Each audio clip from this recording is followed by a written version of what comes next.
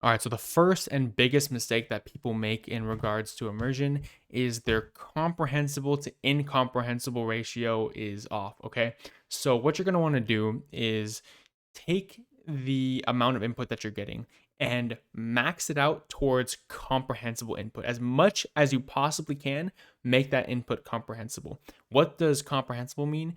I'm looking at around 80 to 99% of whatever you're watching, you're able to understand.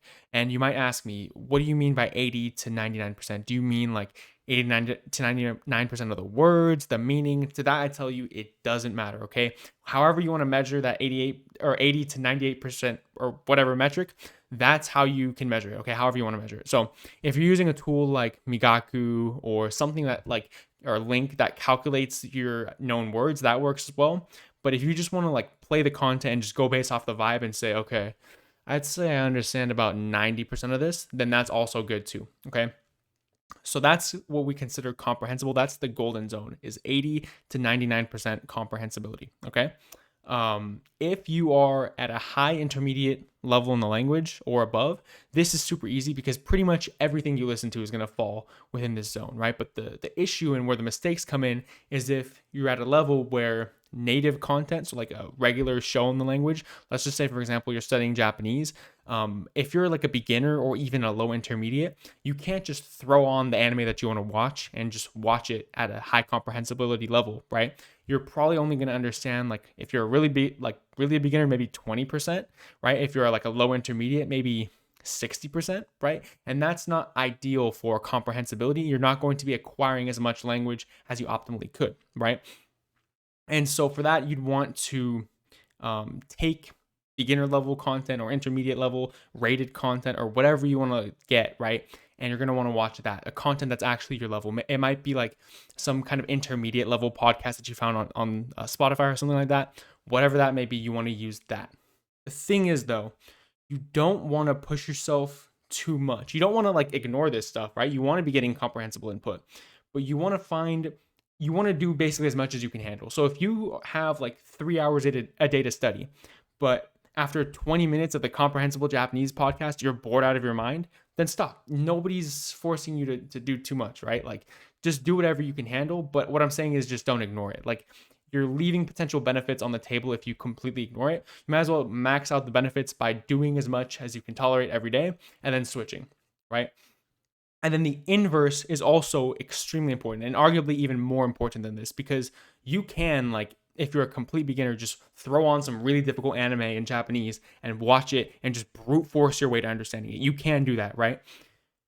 I'll make the argument that the opposite is not true. You can't beginner level content your way into fluency, right? You can't. You have to be ramping up the difficulty over time. And I think that it's a very good idea to always be having some percentage of your content be native level content because for multiple reasons. Number one, you don't want to be shocked when you hear full speed Jap. Let's keep using Japanese, right? Why not? Why not? You don't want to be shocked when you hear full speed Japanese. You want it to still be normal. You want to still be regularly getting that level of speed and that level of complexity, right? And you don't want to be shocked. You want to be ready for it. And oftentimes, one of the main reasons why you're learning the language in the first place is to watch and view that kind of content. And so you want to actually be using the language. You don't want to be perpetually learning it. You want to use it because the fastest way to get better at something is to actually do the thing that you want to ultimately do, right? Like if you want to be a YouTuber, imagine if I just recorded practice videos all day and I never uploaded them, right? Imagine if you want to be able to read really difficult texts and you keep reading all of these like little baby novels instead of jumping right into the great philosophers that you want to actually read, right? So it's really good for both motivation, your deliberate practice, mindset, everything, like all the above reasons to be consistently immersing in native content as you're still watching the beginner content. So, with that being said, we're going to dumb this down to two rules, okay? Rule number one, at least 10% of your immersion should be native level content made for natives, by natives, for natives, at least 10%, right? Minimum.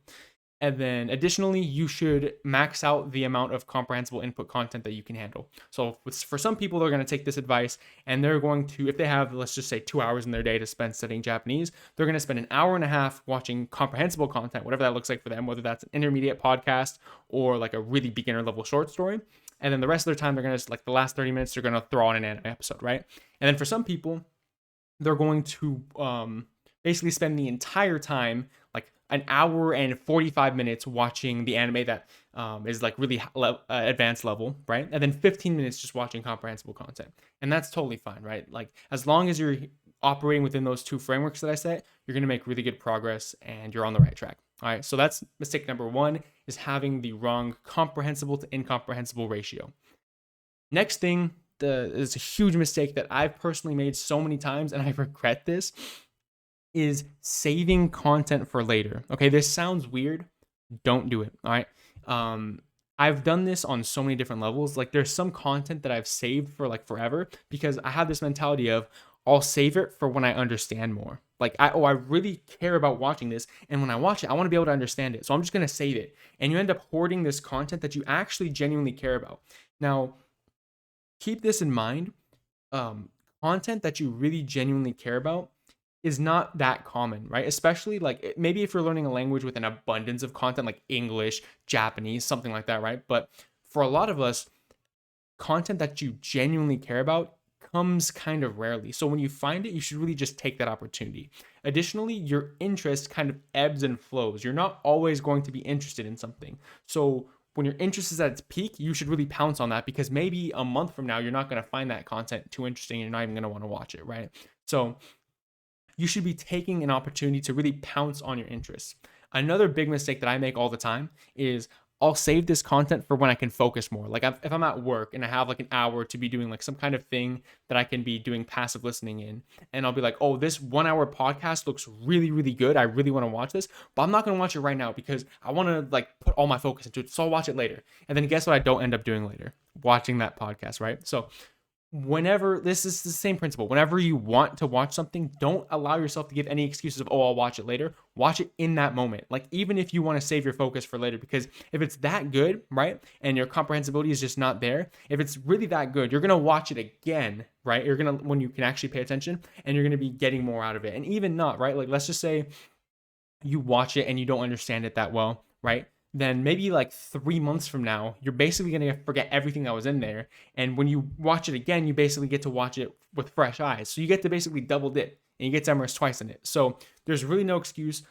Always consume the content immediately. Don't just simply like save it for later and end up hoarding it. I would say the rule is only have one piece of content that you're saving, right? You can do the one. You get one. You get one piece of content. Like if you really need that as motivation for some reason to get fluent, to watch it, all right, you have this one show that like is your save for fluency show, okay? You get that, you get one pass only. Other than that, don't save content, just consume all the content immediately, okay?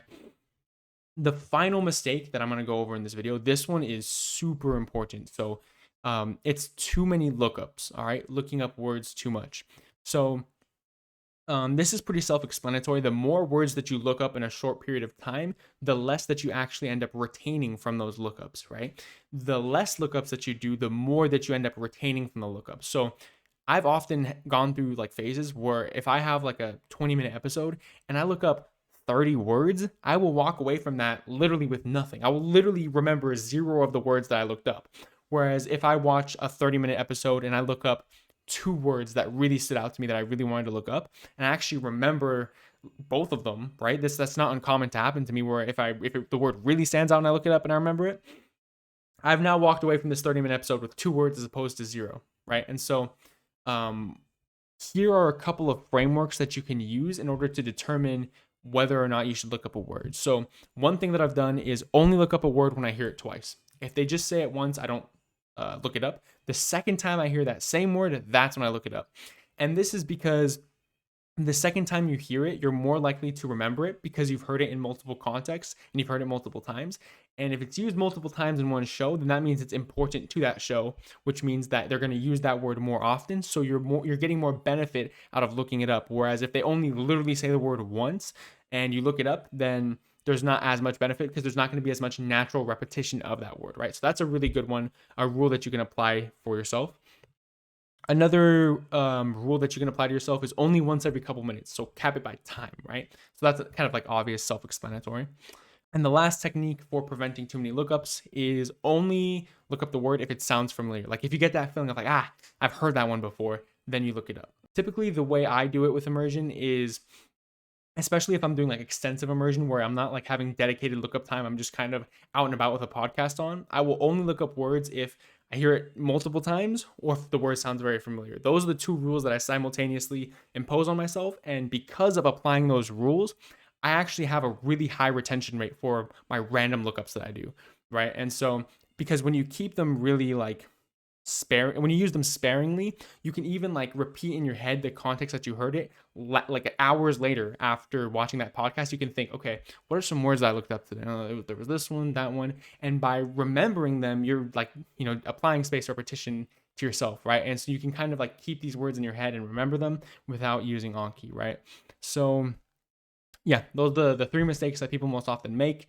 Let me know if you've made any mistakes, and let me know if you have any mistakes to add to this. I could go on for forever, but I kind of wanted to keep it brief at three. Thank you for listening.